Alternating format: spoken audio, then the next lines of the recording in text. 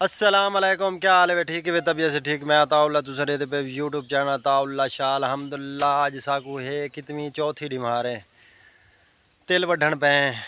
ते लेकिन वड्डा औखा काम है। एडा औखा काम है कि डाढ़ा लत्तां दे विच दर्द है इतना कि डाढ़ा। लेकिन ये मजबूरी है वढ़ने तो पौने वड्ढे से। लेकिन वल गड्डियाँ बनाइए से वल बद्धे से वल चाहते से वल हुण इत के रात घर बनाए से हसन शाह यानी कि ना डाढ़ा थक्का खड़ा है। तो वह आदे ये औखा काम है अगं तो ये काम नहीं करना। मैं हूँ मजबूरी है वहाँ हमने तो पौने तो आपको ये चेक करे ने सारे मारो चैनल को सब्सक्राइब तो वल हसन शाह यानी कि अज मैं शर्त ई गाल तो लाई खड़ा है। आदे भी हूँ जड़ा ना उथा ही जिथे कर तेल बढ़ेंदे पे ना भाई उथा ही रखूँ। मैं यार उत्थे नहीं रखने लेकिन इड्डे चाहूँ ज़मीन वेली करे सू तो दोबारा मक्की बहसूँ। लेकिन परेशान की खड़ो तो आदे चबदे नहीं। मैं यार क्यों नहीं चबदे? जवान है गभरू हैं जवान वाल चबदे केशा वास्ते आदन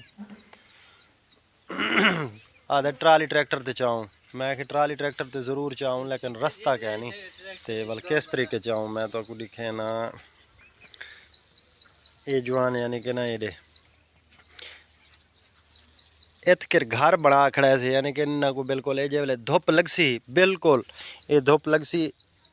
ये फट वैसन ये फट सन वाल उनके तो बाद बिल्कुल सुक वैसन वाले विच तेल निकलसी ते उनके तो बाद वाले साफ करने पौसन। साफ करते ते वल हाँ ये सुख सन ते वल उनके तो बाद हुण जल्दी करो घर बनाओ ते वल चलो यानी कि ना बै वाई ते गड्डियां बदनियां डाढ़म दे घर बनावने बेहतरीन करते।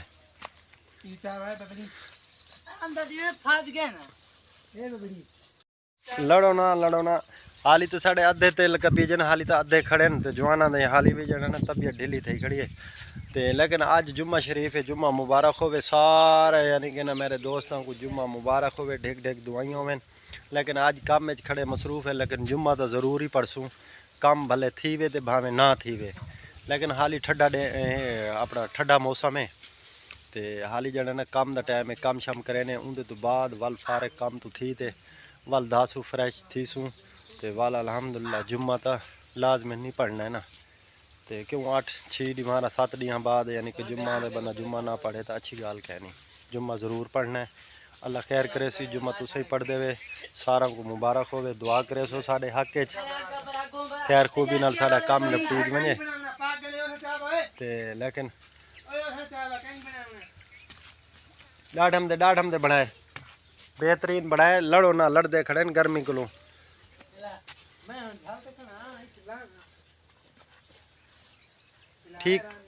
ठीक है बेहतरीन है।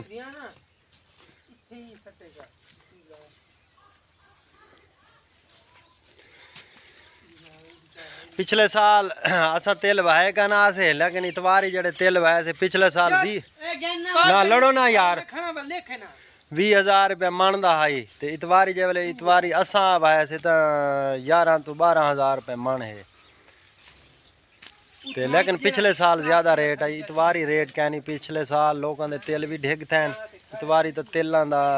रेट भी कहनी ते और बई गाल है तेल थींदे भी औसतां भी घट आनियां पईयां।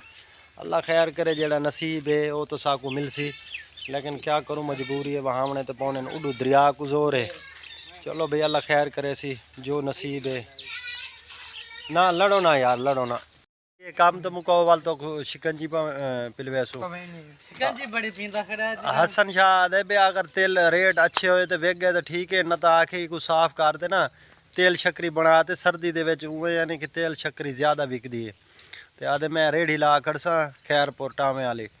भाई उथा ही तेल शक्कर बिछे सा। मैं कि ये भी तेरी ठीक है गाल सोच अच्छी गाल है। चलो तेल साफ कर गए सियाले वाल जी में है तो आधे उथा ही कर जाना ना रेड़ी लिया सो। मैं कि चलो ठीक है ये तो अच्छी गाल है। चलो यार ये बनाओ हूँ क्यों खड़े वे हैं केड़ा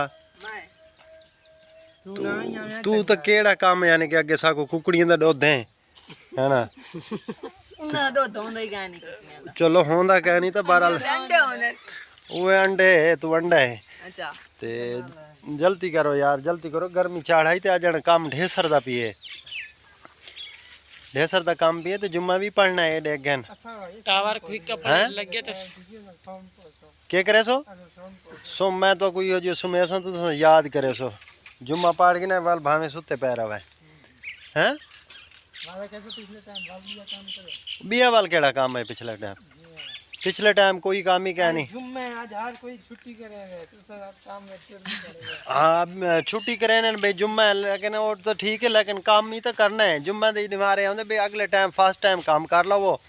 उनके तो बाद वाल टाइम रेस्ट कर लो। जुम्मा नमाज पढ़ते उनके तो बाद थकेड़ा शकेड़ा बिल्कुल लै वैसे जिस टाइम तुसा जुम्मा पढ़सो ना वाल थकेड़ा कहना हो सी तो आपको लेकिन ज्यादा यो ना करो वाले जाना ना गर्मी को लो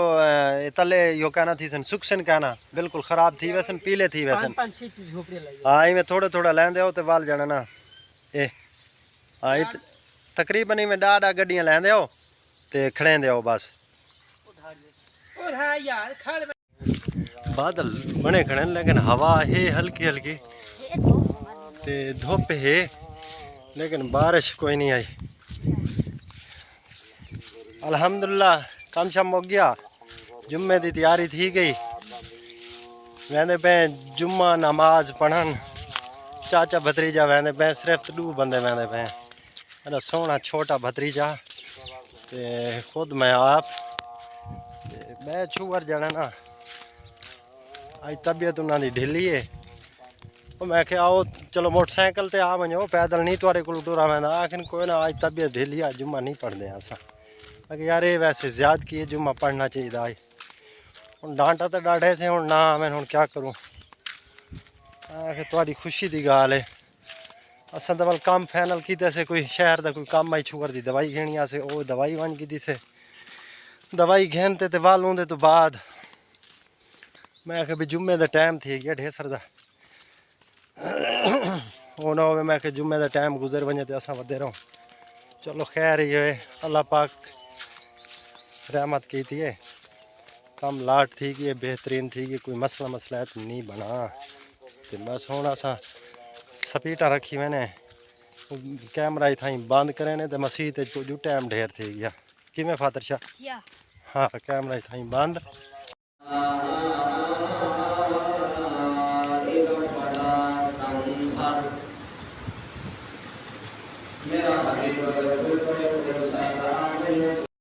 पसीना तो क्या लथा ना गर्मी जो आना है जुम्मा अल्हम्दुलिल्लाह पढ़ के जुम्मा मुबारक हो सारे दोस्तों को दोबारा जुम्मा मुबारक देने पैसे अल्हम्दुलिल्लाह जुम्मा पढ़ते और सपीटा मारी मैंने घर को गर्मी डाढ़ी है ये पसीना पसीना तो वो पुछता भी जवान को मैं कि गर्मी तो नहीं लगी आती आदे बस हूँ जरा कुछ तो गर्मी लग गई तो लेकिन घर तो वजना है अच्छा ये तो गाल है घर तो वजना है स्पीड में रहते पे घर दे जवान को जाना ना आदे भी जरा काले कपड़े पा के दे आदे धुप ही ना काले कपड़ों के ज़रा ज़्यादा लगती है मैं साफ ज़ाहिर काला कपड़ा उवें यानी कि ना धुप दे और यानी कि ना सेक आंदा है मैं एक समझाया मैं कि चिट्टा जवान सूट पा लै पाई खड़ाई तो बाबा लो जवान लहा छोड़े सी आके कोई ना छोरा यानी कि ना खेडते खड़िया से ते गंदे पानी दे छिट्टे आन तो ही वजन दवा दे सही कहनी मैं कि ये भी ठीक है चलो ये बदलाया नहीं चंगा किता फातर शाह गर्मी है कहनी मैं को आपको यानी कि ना पसीना ढेर लथा आंदा है टाइम ढेर थी गए ना वालो तो सूरज दी यानी कि जड़ी तपाश है तो वो तो साफ जहरे वालों गर्मी लगनी तो है।